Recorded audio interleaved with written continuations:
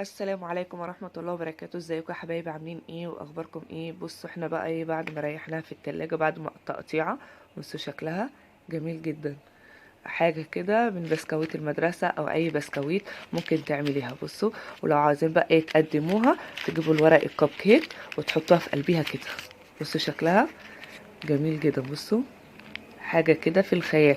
متنسوش بقى تدعموني وتعملوا لايك وشير وتفعلوا الجرس عشان يوصلكم كل جديد. بصوا شكلها حاجة في الخيال جميلة جدا.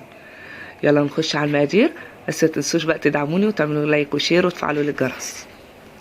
السلام عليكم ورحمة الله وبركاته. ازيكم يا حبايبي؟ عاملين ايه واخباركم ايه؟ النهارده بقى جينا لكم بوصفة جديدة ببسكوت المدرسة. هنعمل بقى تحلية سريعة وحاجة كده جميلة جدا ببسكوت المدرسة. تابعوا معايا الخطوات، حاجة كده في الخيال. ده نص كيلو بسكويت، انا حسبتهم بالمقادير. يعني ايه؟ انا حسبت دي 80 جرام. اهي جمعته كله نص كيلو، نص كيلو بسكويت على حسب بردك انت عاوزة الكمية يبقى ايه.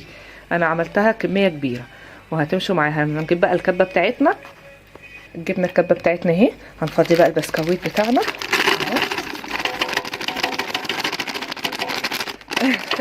معلش نزل بالعافيه. هنفضي ونرجع لكم. بصوا بقى يا جماعه، انا حطيت نص الكميه ونص الكميه اهو، ماشي، عشان ما تبقاش بردك تقيله عليها. هكسر.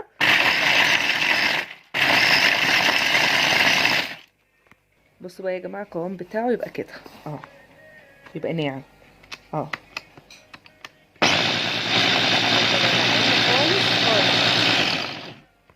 شكله اهو يا جماعه، شكله اهو ناعم خالص، لازم يبقى ناعم.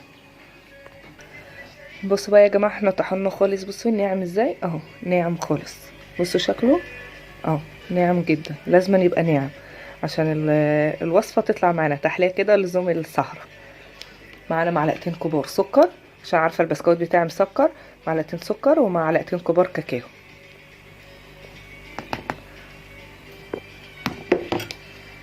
هنقلب بقى كل المكونات كلها كده ببعضيها، نخليها تندمج مع بعضيها.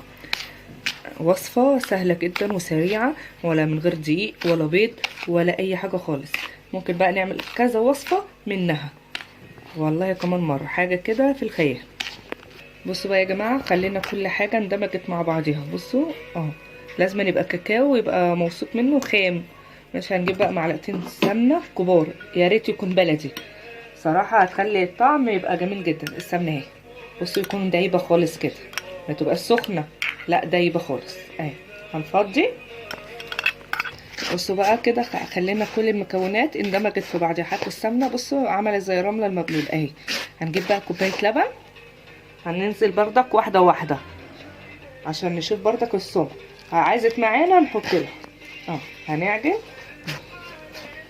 بصوا بقى يا جماعه، انا بدات تلم معايا ولسه مع بصوا يعني شويه، يعني معلقه لبن اللي فاضت من الكوبايه، ماشي، معلقه لبن ولسه بردك هنشوف. هنعجن اهو فيها.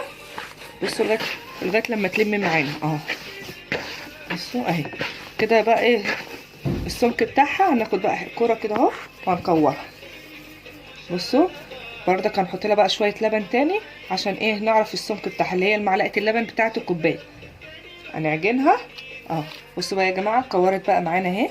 بصوا شكلها اهي ديت بقى. يبقى ايه حلو قوي. نجيب بقى ورق الزبده بتاعنا ونفردها عليها. جبنا بقى ورق الزبده كده فرشناها اهو، وهنحط بقى ايه نلفها كده اهي.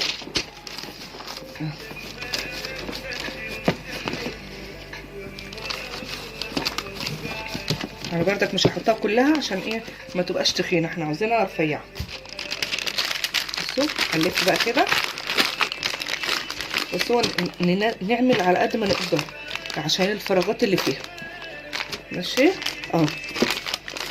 بصوا زي ما بعمل كده اعملوا. بصوا اهي هنلف اهو. بصوا بقى يا جماعه، كورناها كده وعملناها زي البونبوني كده اهوت. برمناها جامد وقرصنا عليها جامد وهنحطها بقى في التلاجة ساعتين. لازم ساعتين عشان السمنه تمسك في بعضها وكل حاجه تمسك في بعضها. بعد كده اوريها لكم لما نقطعها. التلاجة طلعناها من التلاجة اهو، من الفريزر.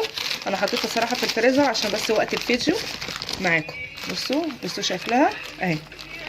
ومسيحين بقى الشوكولاته بتاعتنا اهي، مسيحينها بصوا اهي، مدوبينها. انا عملتها وحطينا فيها السوداني. وجبت شوكولاته بشراها او جوز هند، او على حسب برضك التزويق اللي عندي، يعني زي ما انت تحبي. هنقطعها بقى معاكم واوريكم التزويق. بصوا اهي، بصوا شكلها،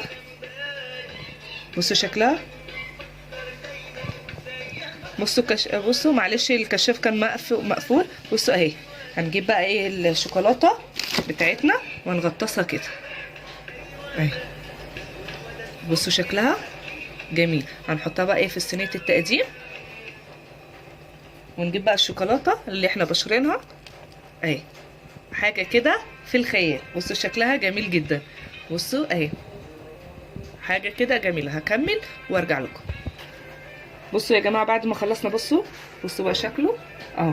وبصوا شكله. هنجيب بقى الورق الكب كيك دوت، وهنعمل ازاي؟ هنحط كده حاجه كده شيك، وايه لزوم ايه القعده، حاجه كده جميله. لو عاوزه تقدميها قدميها بردك لضيوفك ولحبايبك وكل حاجه. بصوا شكلها جميل جدا اهو.